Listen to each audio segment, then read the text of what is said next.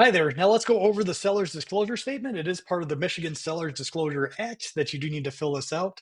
There are certain exemptions, and if those apply to you, we will let you know that. But if this is your primary residence or if you're selling a rental that you have knowledge of, whether you live there or not, you still need to disclose the thing that you know about the property. So let's go over this real quick. So I can't tell you how to fill it out. It is illegal for me to tell you how to fill it out or guide you how to fill it out. So this is why I'm going to show you a blank copy because I don't want you to think the way that I filled it out is the way that it's supposed to be filled out. So let me get rid of my picture here and we'll just go over the blank version to have a quick look. So again, seller's disclosure statement, you need to fill this out disclosing everything that you know about the property, good and bad. So this is only what you need to disclose from the time that you've owned it. Whatever hearsay you may have heard from a neighbor or someone else before you bought it is irrelevant. You know, it's again, this is what, let me do a disclosure here. This is not a legal opinion, but it's my understanding that you only need to disclose what you actually know about the property, not what some neighbor told you happened 15 years ago, if that makes sense. So please feel free to read through all this on your own. I want to keep the video short. And again, this information is a disclosure only and is not intended to be part of any contract between buyer and seller. So you're just disclosing what you know. It's the buyer's responsibility to read this. And if they want to have inspections done, again, that's their responsibility to have inspections done. Just because you said the refrigerator works when you fill this out, it doesn't mean it's going to work 4 months from now when you close the sale, right? So we need to make sure everyone understands that. Answer all questions, report any known conditions, attach additional pages if needed. Complete this form yourself. Again, I'm not allowed, or your agent is not allowed to help you out. And if some items do not apply to your property, simply check not available. So this first section here will be these items if they work or if they don't work or if they're not available or you don't know. One of the most common mistakes people make is they check no instead of not available when it should be not available. So you might come across this and say, hey, lawn sprinkler system, I don't have that, so I will check no. Well, that a no box implies that you have it, but it's not working. So again, if it's something you don't have, check not available. Or if there's an old TV antenna hanging on the house and you don't know if it works or not, but it's there, you can just check unknown. So you'll go through that list. And again, just because you check these boxes does not mean that it stays with the property. This just says that you're just saying that these are in working order. The items listed below are included in the sale of the property only if the purchase agreement states that they do. So again, you might negotiate a contract in your house less than full price, and you might say, hey, I'm not going to, fine, I'll take your price, but I'm taking my washer and dryer with me because those are $5,000 worth of appliances. So even though you've checked, yes, these work when you filled this out, does not mean they're included in the sale unless the purchase agreement has them listed.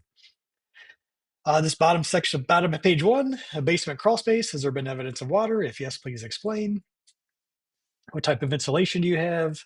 Does the roof leak? Do you know how old the roof is? If you have a well, do you know the depth and diameter? Have you had the water tested? If yes, when did you have the water tested? And do you have those reports, those results available?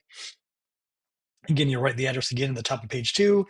Septic tanks condition, if you have one, heating system, type, approximate age, type of plumbing you have, any known problems with the electrical system, any history of infestation, termites, carpenter ants, etc.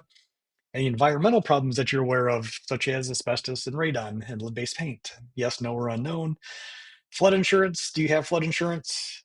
You would know if you have flood insurance. It's very expensive. And then, do you own the mineral rights? Unknown. Yes or no. So again, think really hard about this one. So a lot of people don't understand what mineral rights are, so they automatically check no. So that just means that you don't own them, which you usually do, unless you live in a subdivision. Sometimes the developer keeps them. Maybe a previous owner sold the mineral rights to an oil company. But basically, the mineral rights are you own the dirt under your house in a pie-shaped wedge to the center of the earth. So that's basically what mineral rights are. Other items feature shared in common with adjoining landowners, such as walls, fences, roads, driveways. So if you have like a shared driveway, for example, any encroachments, easements, or zoning violations, an encroachment would be if the neighbor's shed is a few inches or a foot over your lot line. Well, that's an encroachment. Everyone might be okay with it, but legally, it's an encroachment. Something that your neighbor owns is on your property. Any common areas like pools, tennis courts, etc. This would be if there's an HOA, if you're in a condo, something like that. Any structural modifications, alterations, or repairs made without necessary permits or licensed contractors. Um, again, to answer that truthfully, if you replace the roof yourself and you're not a licensed contractor, well, then guess what? The answer is yes. You put a roof on yourself without a licensed contractor. You might have got a permit, but if you're not a licensed contractor, then the correct answer would be yes. You put the roof on without a licensed contractor. Any settling, flooding, drainage, or structural problems that you're aware of? Any major damage from fire, wind, floods, or landslides? Any underground storage tanks? Back a long time ago, they used to put fuel oil tanks in the ground next to the house. Again, this is only if you know about it, not what you've heard or not what you suspect. Farm or farm operation in the vicinity or a close proximity to a landfill, airport, or shooting range. Everyone says, well, how close? Well, I don't know. Can you hear the airplanes take off and land? Then you probably should check yes. Do you hear gunshots because the gun range is close by, so close you hear gunshots all day, every day? Then you should probably check yes and disclose that. Because guess what? The buyer's going to move in and they're going to find out on day one. Any outstanding utility assessments or fees, including natural gas, main extension surcharges, any outstanding municipal assessments or fees, any pending litigation that could affect your right to sell a property. For example, if you're getting a divorce and you guys haven't settled on the disposition of the real estate, then yes, that's pending litigation that could affect your right to sell a property until that you guys come to an agreement on that. And again, if you answer yes to any of these questions, please explain. Going back to the licensed contractor examples, you might put, yes, I put the roof on myself, but I did have a permit and it was approved by the city or township.